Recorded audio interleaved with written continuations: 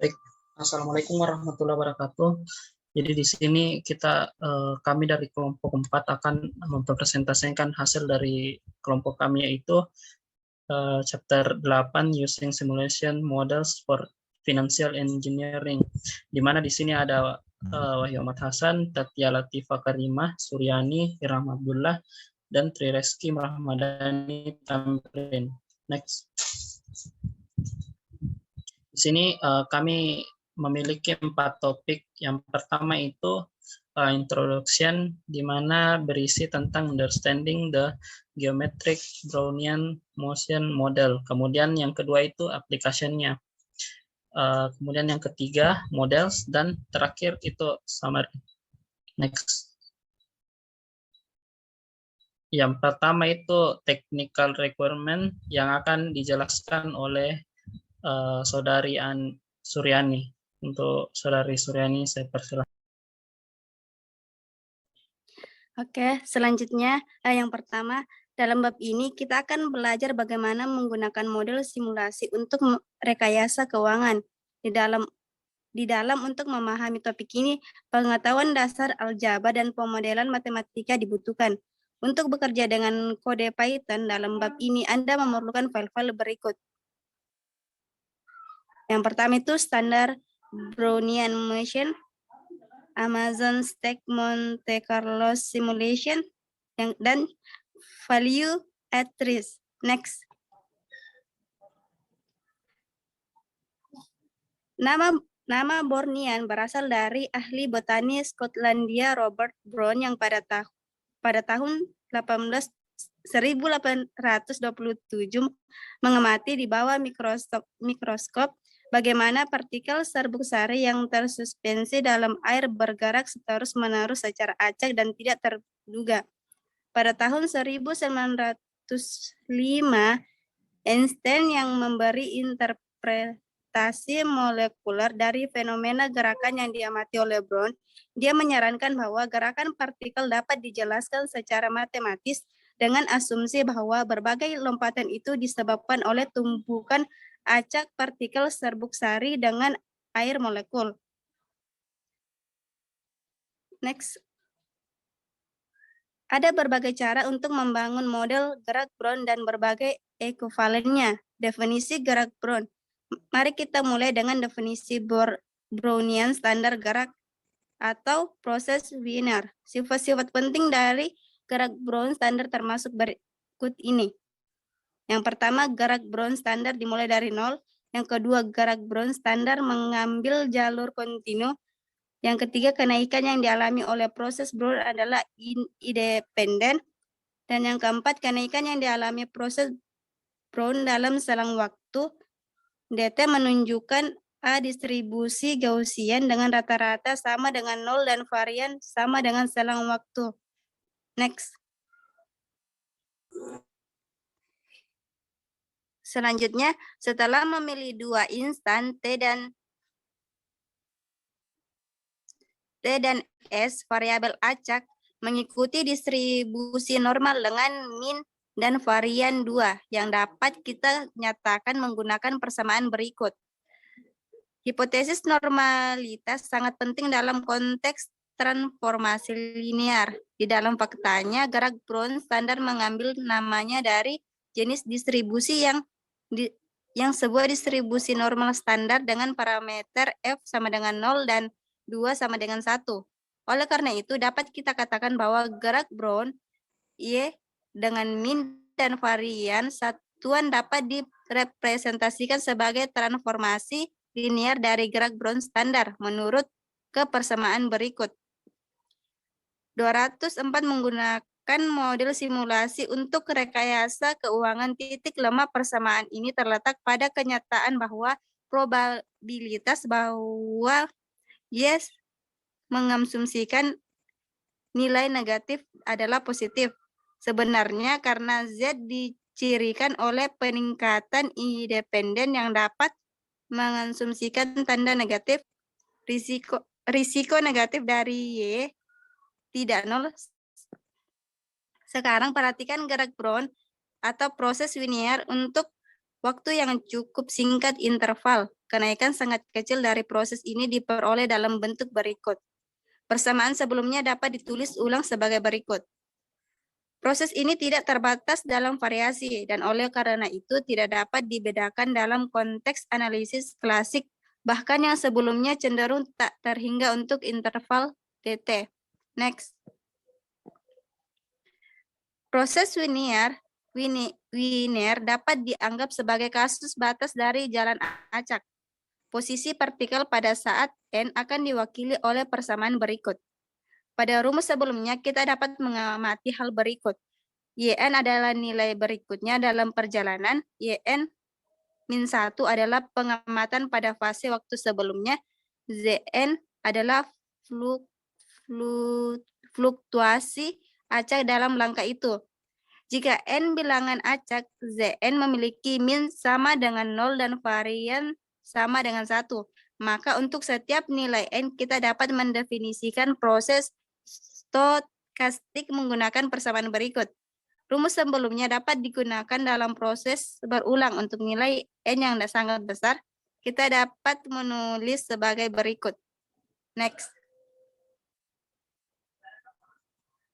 Implementing a standard Brownian motion. Yang pertama, kita mulai dengan mengimpor library berikut. Yang kedua, sekarang mari kita lanjutkan dengan beberapa pengaturan awal. Yang ketiga, pada titik ini kita akan menggunakan perulangan for untuk menghitung semua posisi n. Dan yang keempat, akhirnya kami menggambar grafik gerakan Brown yang dibuat. Next. Berikut adalah contoh grafik Brownian motion. Next. Selanjutnya akan dijelaskan oleh saudara Wahyu. Baik, terima kasih atas kesempatannya. Next.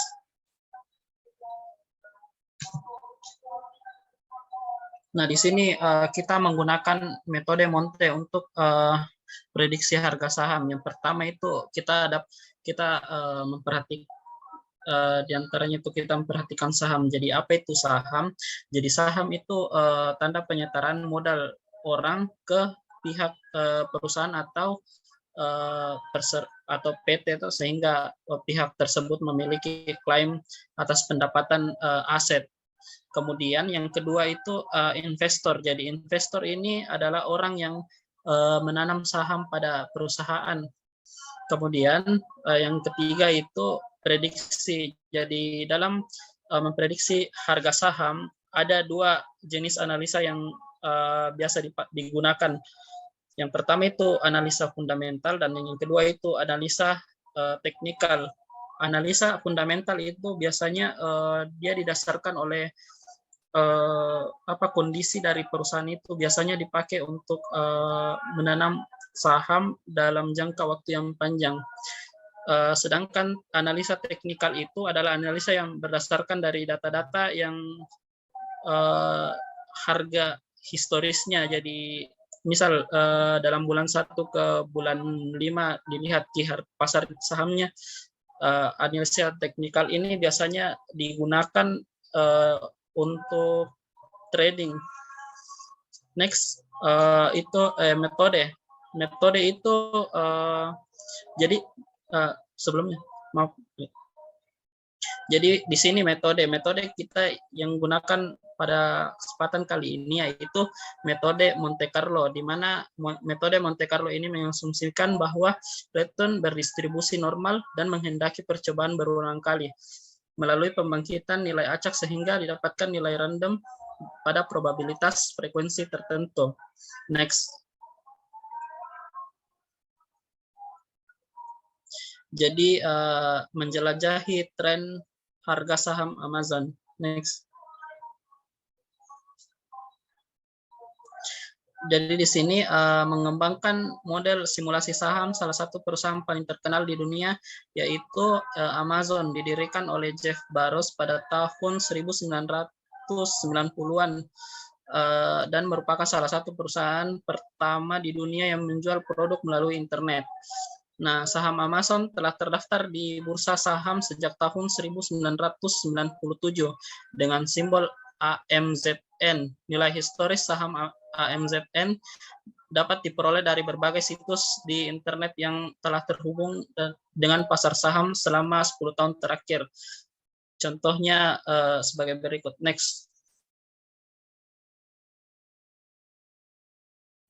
Nah, ini contohnya dapat diakses di http://financialyahoo.com.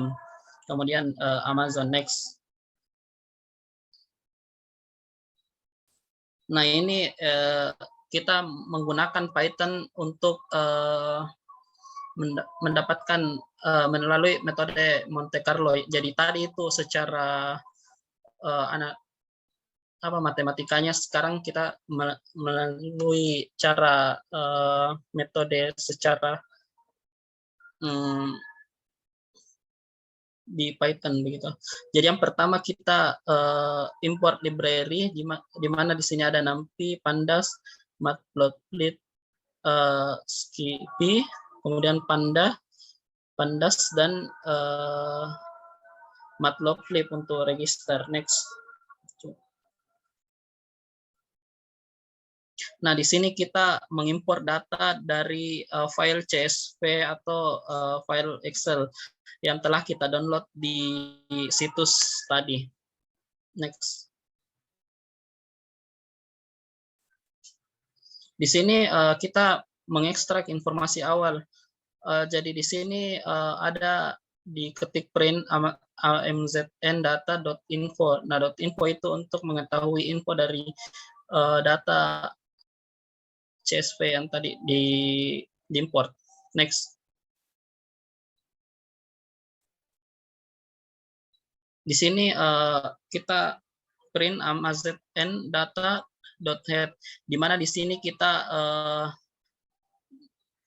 memprint 5 baris awal pada data yang telah kita import tadi. Next.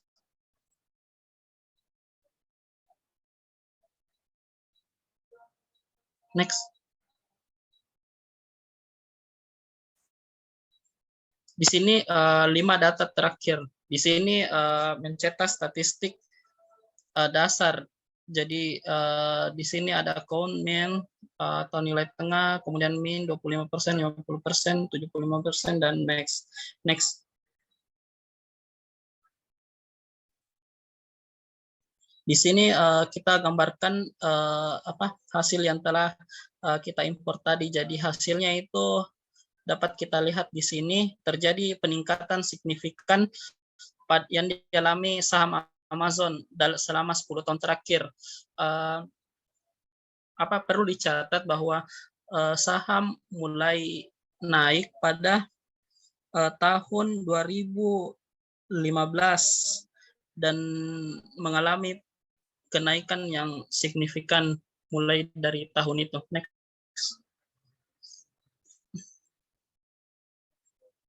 Menangani tren harga saham sebagai time series. Next. Nah, di sini rumus dasarnya. Di sini misalkan Y1, YT, YN adalah elemen-elemen deret waktu. Mari kita mulai dengan membandingkan data. Ada 2 waktu berbeda yang ditunjukkan dengan T dan T tambah 1. Jadi di sini rumusnya itu untuk mengetahui yaitu Y ini adalah tahun. Jadi tahun misal tahun pertama ditambah 1, kemudian dikurang dari tahun yang 1 begitu, baru dibagi nih, baru dikali dengan 100%. Ini untuk mengetahui berapa persen kenaikan saham dari tahun yang sebelumnya ke tahun berikutnya begitu. Next. Nah, di sini menghitung presentasi perubahan. Di sini untuk fungsi ini untuk mengembalikan presentasi perubahan antara elemen saat ini dan elemen sebelumnya. Jadi sama kayak tadi itu rumus, secara default fungsi menghitung presentasi perubahan dari baris sebelumnya. Next.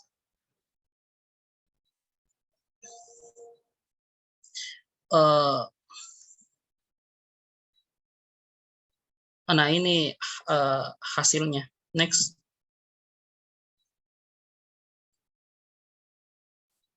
Ini pengembalian distribusi awal waktu ke waktu. Jadi di sini dihitung dia per hari, bukan per tahun. Jadi begini dia plotnya begini, gambarnya. Next. Memperkenalkan model Black-Scholes. Next. Nah, di sini dapat kita lihat rumus berikut. Jadi yang pertama itu pendekatan ini mampu mensimulasikan pengembalian pada skala logaritmik suatu aset. Misalkan kita mengamati aset dalam sekejap tuh, misal dalam waktu 0, 1, 2, 3, nilai suatu aset pada saat itu berdasarkan hipotesis tersebut kita dapat kalian menggunakan persamaan itu. Yang kedua, ini rumus untuk mengubah pengembalian pada skala logaritma. Yang ketiga itu dengan penerapan BS, di mana BS itu adalah gerak geometrik Brown. Harga saham akan memenuhi persamaan distribusi stokastik berikut. Yang ini rumusnya. Keempat itu dalam persamaan sebelumnya gerak Brown standar dan konstanta nyata. Yang kelima itu dengan melewatkan persamaan sebelumnya dengan skala logaritmik kita memperoleh persamaan ini, di mana alfa itu adalah penyimpangan, kemudian beta itu adalah gerak Brown standar. Next.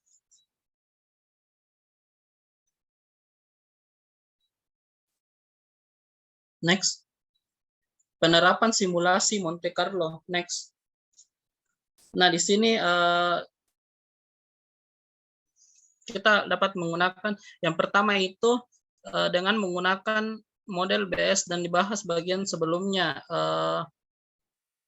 Kita dapat mengevaluasi harga saham harian. Kemudian yang kedua itu suku kedua dalam persamaan sebelumnya disebut pengembalian harian, dan menurut model BS diberikan rumus ini. Kemudian yang ketiga, untuk menghitung penyimpangan kami menggunakan tingkat pengembalian yang diharapkan, yang merupakan tingkat paling mungkin terjadi. Next.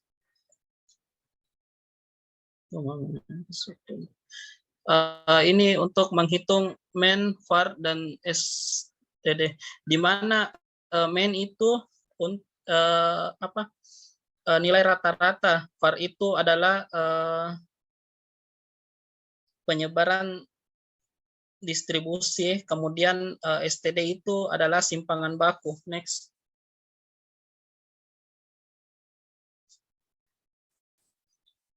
Ini yang tadi rumusnya.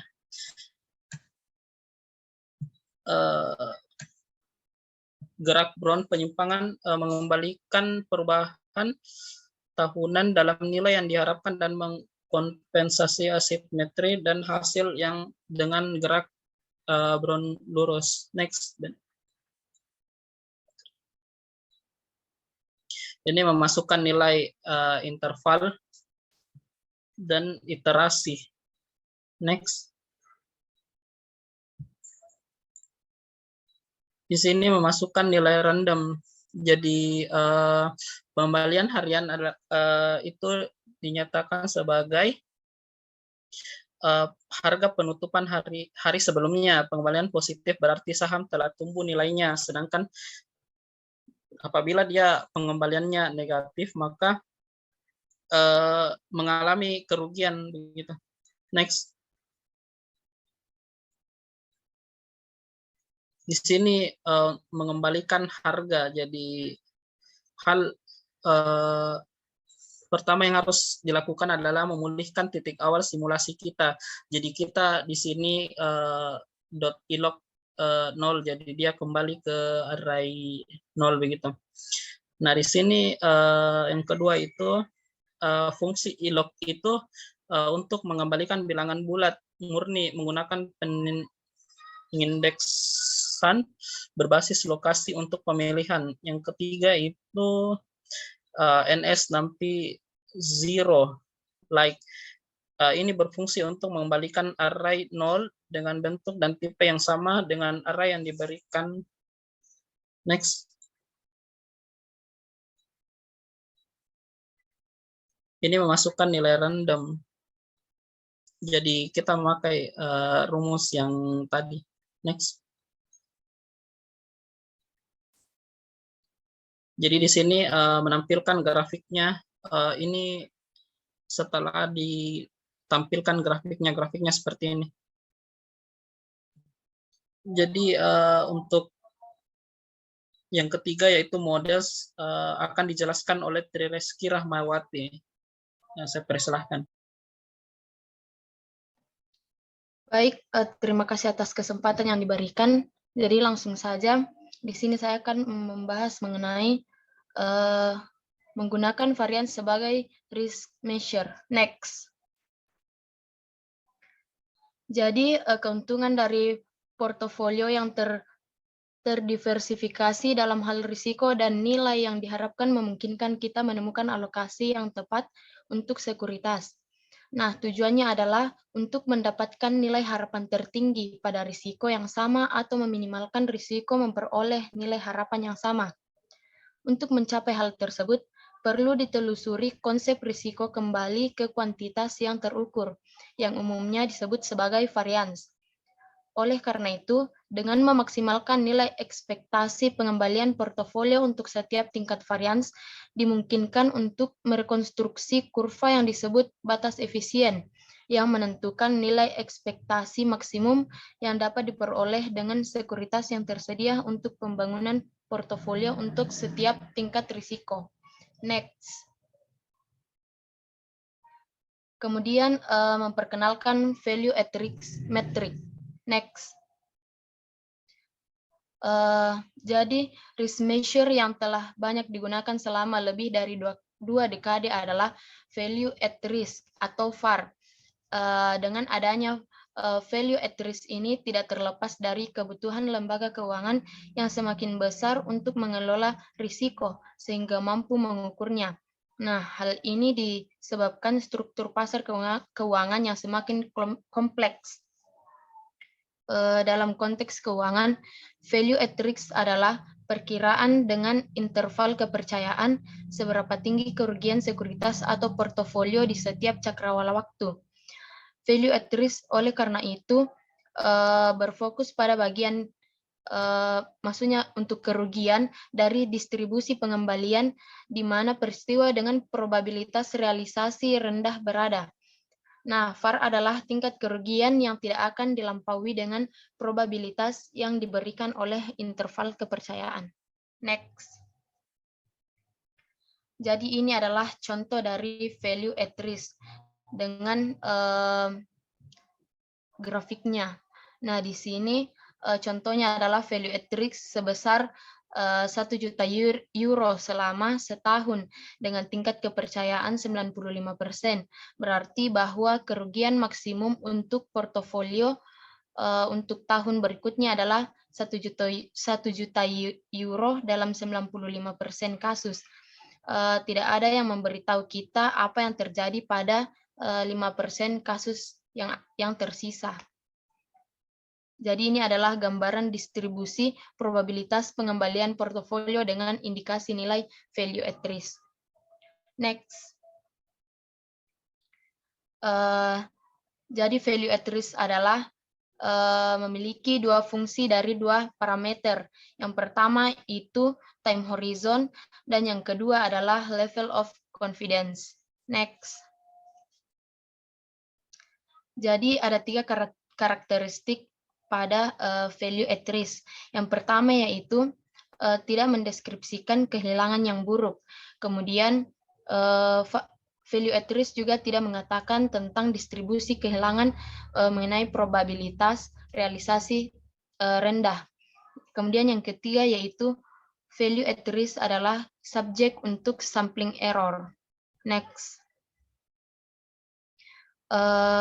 Memperkirakan value at risk untuk beberapa aset dari Nasdaq. Ini merupakan contoh kasus.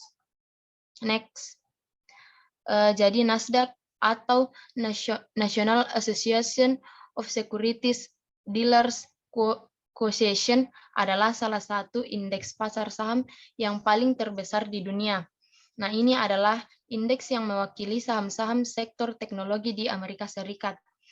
Memikirkan Nasdaq di benak investor seperti merek rumah teknologi dan sosial utama Amerika Serikat dapat dengan mudahnya untuk muncul.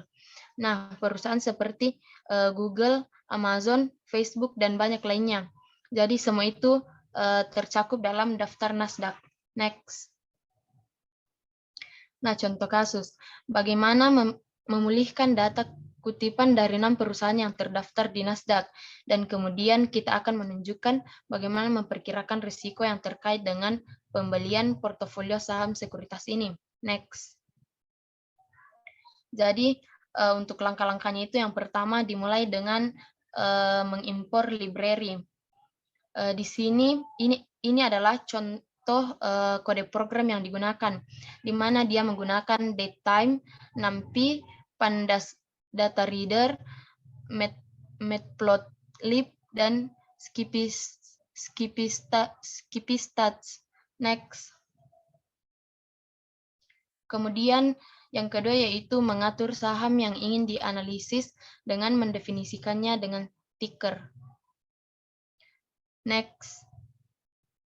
Yang ketiga yaitu memulihkan data. Nah, di sini dia menggunakan WB data reader dan stock data. Next. Yang keempat yaitu mengevaluasi pengambilan setelah melihat tren saham. Untuk kode programnya yaitu dia menggunakan stock loss dan kemudian print stock returns detail. Next. Yang kelima yaitu menilai risiko investasi dan portofolio besar saham perusahaan-perusahaan yang tertera tadi. Kemudian mengatur beberapa variabel. Nah, di sini dia menggunakan portfolio value, confidence value, MU dengan menggunakan np.min. Dia juga menggunakan sigma. Kemudian langkah selanjutnya itu menetapkan parameter yang diperlukan untuk menghitung value at risk. Next. Langkah keenam yaitu menghitung value at risk-nya. Ini adalah kodenya dan akhirnya hasil yang diperoleh dicetak satu untuk setiap baris untuk membuat perbandingan menjadi sederhana. Next. Jadi ini adalah hasil yang dikembalikan. Jadi saham yang mengembalikan risiko tertinggi adalah HP dan IBM, sedangkan yang mengembalikan risiko terendah adalah saham Microsoft. Next. Mungkin itu dari saya. Selanjutnya akan dijelaskan oleh saudara Irham. Kepadanya dipersilahkan. Untuk kesimpulannya adalah gerakan Brown adalah fenomena yang terdiri dari gerak tak terputus dan gerakan tidak teratur yang dibuat oleh partikel kecil atau butiran ukuran koloid yang jauh lebih besar dari atom ketika direndam dalam cairan. Setelah memilih dua intan T dan S, varian acak YS kurang YT mengikuti distribusi normal dengan demikian ST dan varian 2 ST dapat dinyatakan menggunakan persamaan. Metode Monte Carlo mensimulasikan evolusi yang berbeda dari proses yang sedang diperiksa menggunakan probabilitas yang berbeda bahwa peristiwa tersebut dapat terjadi dalam kondisi tertentu. Dalam konteks ini, kemungkinan memiliki alat untuk memprediksi sekuritas pasar saham merupakan kebutuhan yang dirasakan oleh semua orang. Untuk memprediksi tren harga suatu aset, kita dapat menggunakan model berdasarkan pergerakan acak seperti yang diwakili oleh persamaan BS. Memiliki ukuran risiko yang baik sangat penting dalam keuangan, karena merupakan salah satu alat utama untuk mengevaluasi aset keuangan. Ukuran risiko yang telah banyak digunakan selama lebih dari 2 dekade adalah value at risk. Dalam konteks keuangan, value at risk adalah perkiraan dengan interval kepercayaan. Seberapa tinggi kerugian sekuritas atau portofolio di setiap cakrawala waktu. Value at risk adalah tingkat kerugian yang tidak akan dilampaui dengan probabilitas yang diberikan oleh interval kepercayaan. Sebagai contoh, value at risk sebesar 1 juta euro selama setahun dengan tingkat kepercayaan 90%, berarti bahwa kerugian maksimum untuk portfolio untuk tahun berikutnya adalah 1 juta euro dalam 95% kasus. Jadi saya kira cukup untuk presentasi dari kelompok kami. Kurang lebihnya mohon dimaafkan. Assalamualaikum.